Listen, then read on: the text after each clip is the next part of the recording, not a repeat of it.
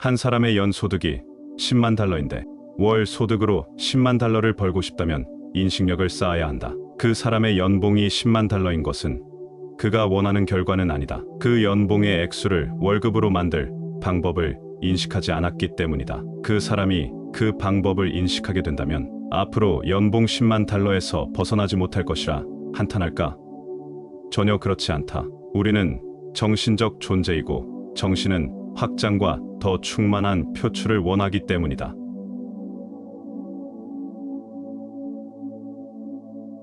누구나 부자가 될 권리는 있습니다. 하지만 부자가 되는 사람은 극히 드뭅니다. 크릿을 통해 실제로 끌어당김의 법칙을 실천한 밥 프록터는 말합니다. 부자가 될 능력은 인식력에 달려 있으며 인식의 수준을 바꾸지 않으면 삶의 결과도 바뀌지 않는다고 합니다. 예전에 제가 다룬 밥 프록터의 부의 원리에서도 그는 우리가 생각하는 방식을 바꾼다면 연봉을 월급으로 바꿀 수 있다고 말했습니다. 다만 우리는 그가 말한 일상의 패러다임을 벗어나지 못해서 가능성을 실현하지 못한 것입니다. 오늘은 그에 져서 부의 법칙을 통해 여러분이 부의 흐름을 끌어당길 수 있는 통찰을 얻어가셨으면 합니다. 그럼 책 속으로 들어가 보겠습니다. 모든 것은 우리 안에 있다. 같은 집에 사는 두 사람을 생각해보자. 한 사람은 대공황이 찾아온 상태에서 벗어나지 못하고 있다. 하지만 다른 사람은 일생일대 최고의 경제 호황을 누리는 중이다. 이러한 상황은 어떻게 일어났을까? 후자의 사람은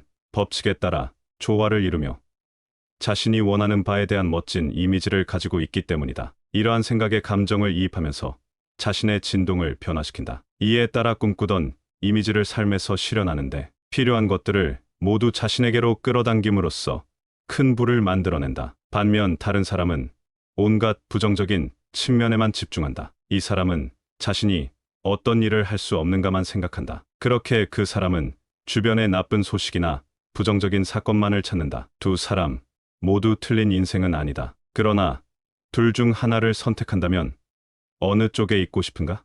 사람은 누구나 자유를 원한다. 우리가 자유를 그토록 절실히 원하는 이유는 우리가 정신적인 존재이기 때문이다. 우리의 정신은 확장과 자유, 그리고 더 충만한 표출을 원한다. 우리는 마음속의 열망과 함께 자신을 드러내고 싶어 한다. 그것이 우리에게 인식력이 필요한 이유이다. 많은 이들의 걱정거리인 돈 걱정을 할 필요가 없어진다면 자유 시간이 놀라울 만큼 늘어난다. 인식력은 모든 것을 결정한다. 부자가 될 능력이 바로 인식력에 달려 있다. 인식의 수준을 바꾸지 않으면 삶의 결과도 바뀌지 않는다. 당신이 바라는 것에 대한 생각에 몰입하면 당신은 그 생각을 잠재의식 속에 중요하고 멋진 이미지로 각인시킨다. 그에 따라 당신의 진동을 바꾸어 필요한 것을 당신에게 끌어당긴다. 따라서 당신이 중요한 목표를 추구한다면 그 목표가 당신이 원하는 것을 당신 쪽으로 다시 끌어당기는 것이다. 즉, 당신이 추구하는 모든 것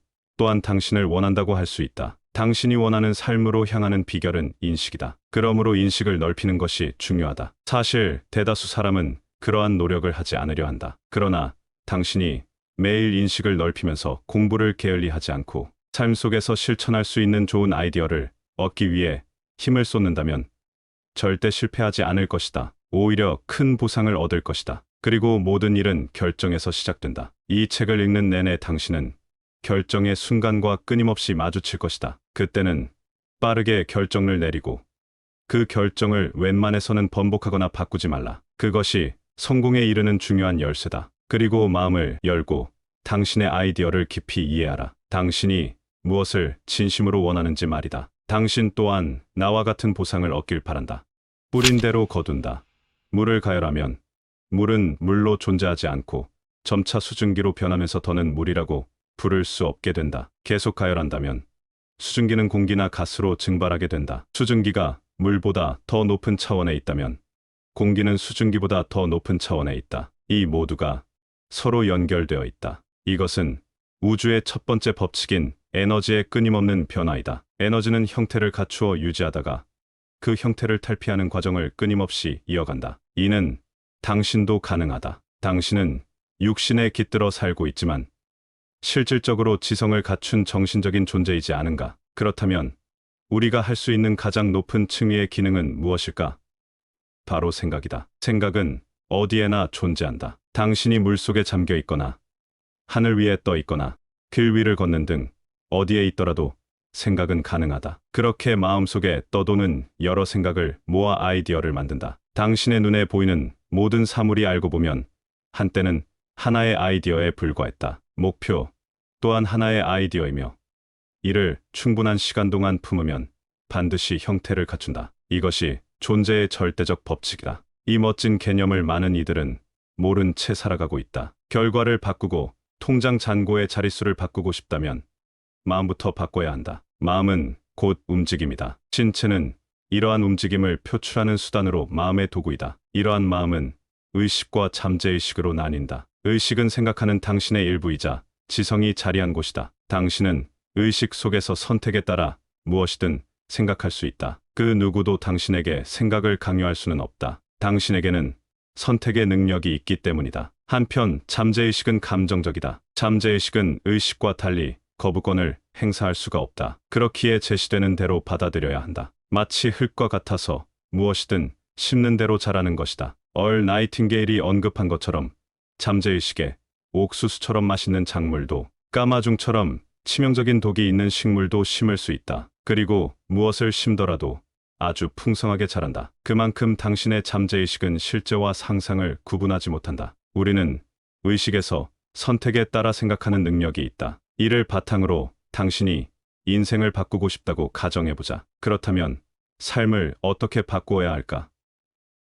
답은 바로 어떻게 살고 싶은지를 정확하게 생각하면 된다. 우선 삶의 모든 영역에서 어떻게 살고 싶은지를 정확히 적는다. 이때 현재 시제로 서술해야 한다. 그리고 당신의 생각이 잠재의식에 전달되면 그곳에서는 생각이 이미지일 뿐이라는 사실을 모르기 때문에 마치 실제인 것처럼 받아들인다. 이를 통해 당신은 현재 시제로 쓰인 멋진 이미지를 갖게 되는 셈이다. 그 이미지를 잠재의식에 각인시키면 당신은 이미지와 일치하는 모든 것을 끌어당길 수 있는 진동 상태에 들어가게 된다. 문제는 막상 실천하지 않는다는 데에 있다. 그 이유는 생각을 하지 않고 마음만 활짝 열어놓기 때문이다. 그로 인해 부정적인 정보가 거부권이 없는 잠재의식으로 곧장 흘러들어 부정적 진동 상태에 놓이게 되는 것이다. 그렇다면 우리는 왜 그렇게 사는 것일까?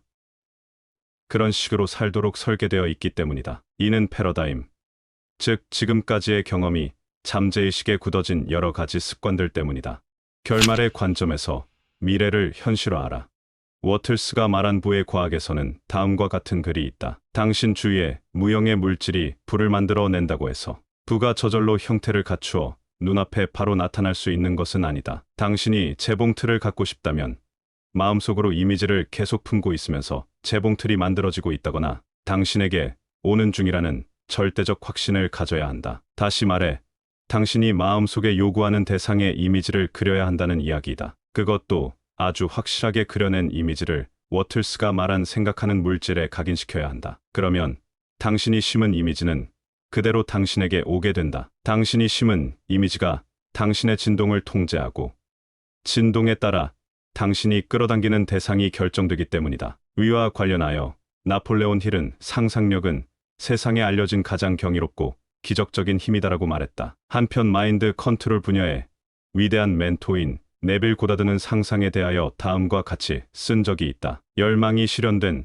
상태의 자신을 상상해야 한다. 이는 단순한 공상이 아니라 당신이 직접 경험하면서 증명할 수 있는 진실이다. 소망이 이루어진 상태로 들어가라. 이를 결말의 관점에서 생각하기라고 한다. 네빌이 말한 바와 같이 상상을 결말의 관점에서 생각하면 굉장히 현실적이다. 대상을 우리의 한계밖에 있는 것처럼 여기며 우리에게 없는 것으로 생각하지 말라. 이미 가지고 있는 상태라는 관점에서 생각하면 현실이 된다. 우리는 환경을 만들어 가는 중이다. 따라서 조성하려는 환경의 관점에서 생각해야 한다. 그러면 우리의 상상 속에서 미래는 현실이 된다. 여기에서 초점은 미래의 현실화에 이르는 방법을 알아내려는 것이 아니다. 바로 현실이 된 미래를 경험하는 것이다. 우리는 이상을 현실로 전환해야 한다. 결말의 관점에서 생각한다는 것은 소망이 이루어진 세상을 강하게 인식하는 것이다. 소망이 이루어진 상태의 관점에서 생각하는 것이 바로 창조적인 삶이다. 상상력을 펼칠 때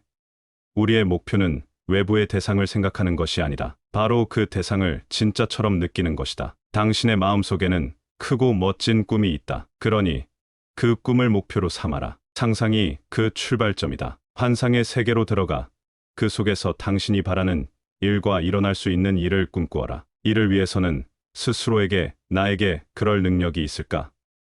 나에게 그럴 의지가 있을까? 라는 두 가지 질문을 던져야 한다. 첫 번째 질문의 경우 지금까지 살펴본 모든 내용이 확실하게 알려주는 바. 당신에게는 그럴 능력이 있다. 당신에게 일을 시연할 능력이 없다면 애초에 그 일에 관심이 끌리지도 하고 싶은 마음이 들지도 않았을 것이다. 당신 안에 무한한 잠재성이 있는지에 대한 인식을 꾸준히 높일 수 있다면 능력이 있다고 충분히 답할 수 있다. 그렇다면 나에게 그럴 의지가 있을까? 라는 질문에 답해보자. 당신은 목표를 이루기 위해 필요한 일을 할 마음이 있을까? 여기서는 비저니어링이라는 방법을 활용하자. 이 뜻은 비전과 엔지니어링의 합성어로 꿈을 현실로 만들기 위한 과정이다. 비저니어링을 통해 패러다임을 바꾸고 생각을 목표와 연결하면 당신의 삶에 놀라운 일을 일으킬 수 있다. 당신이 원하는 목표의 이미지를 그려 마음속에 붙들어 두어라. 비저니어링에서는 두 가지에 집중한다. 바로 상상력과 의지이다. 이들 능력으로 비물리적 세계를 활용하여 이미지를 창조하면 패러다임과 함께 진동도 바뀐다. 패러다임은 우리의 진동 상태를 결정한다. 끌어당김의 법칙을 조정함으로써 우리의 진동과 일치하는 것을 끌어당긴다. 패러다임은 이처럼 막강한 도구이다. 위의 방법을 실천하다 보면 어느새 당신의 생각과 열망이 예전보다 질서 있게 진행되고 있다는 느낌이 들 것이다. 이제 당신은 법칙에 따라 앞으로 나아가고 있는 것이다. 당신이 열망하는 선을 향해 나아가고 있고 그 선도 당신을 향해 다가오고 있다. 당신이 선을 끌어당기면서 행동에 나서고 있는 것이다. 당신의 의식의 생각을 품고 그 생각을 계속 붙잡아 두어 잠재의식에 심어야 합니다. 그러면 그 생각이 점점 자라 소망이 되고 결국에는 당신의 진동을 바꾸면서 결과를 얻게 됩니다. 당신의 잠재의식에는 충분히 원하는 것을 이룰 가능성이 있습니다. 과거의 패러다임이 당신을 붙들고 있다면 과감히 뿌리치고 당신의 풍요로운 삶에 필요한 것을 모두 가지실 수 있습니다. 잠재의식은 당신이 전해주는 바를 그대로 받아들여 행동으로 옮깁니다. 아무것도 바꾸지 않으면 심은 대로 싹이 나올 뿐입니다. 당신의 인식력을 넓혀 원하는 만큼 불을 끌어당기시길 바랍니다.